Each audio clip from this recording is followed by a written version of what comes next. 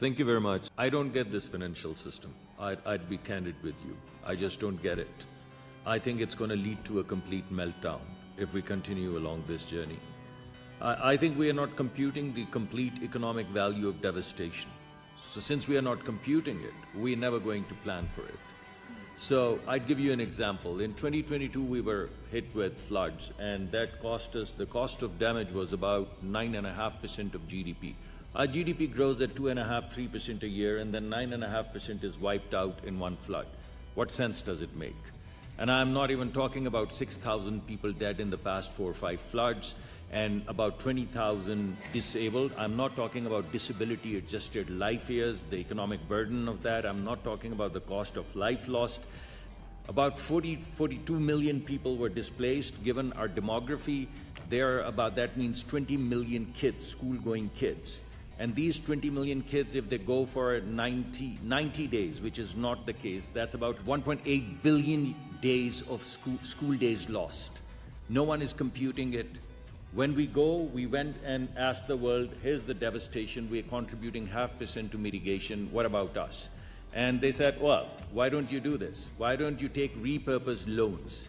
You know what repurposed loans are? Repurposed loans are loans for health and education, repurposed to devastation. Fantastic, isn't it?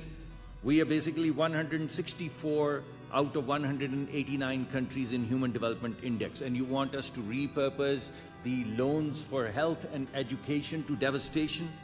Isn't it great? So this doesn't make sense.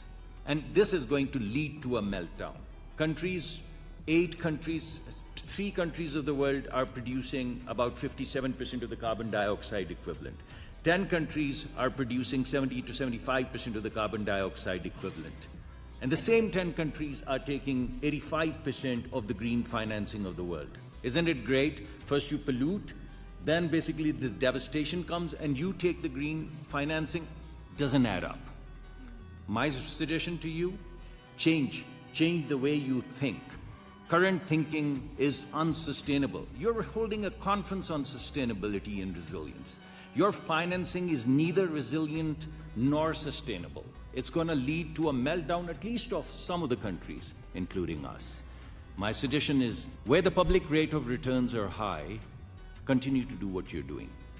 Where the private rate of returns are high, basically bring in the youth of the world and allow them through these competitions, Shark Tanks or Dragon Dens, or I don't know what fancy names people have given them, create a green field for them and give them money to come up with new science, new technology, new ideas, new business models, because these old business models just ain't working.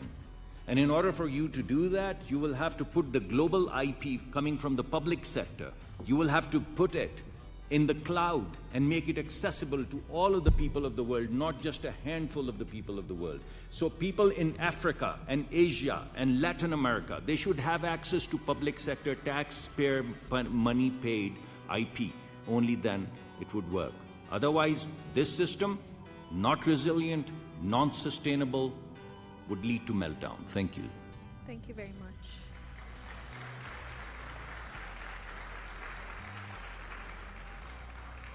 Be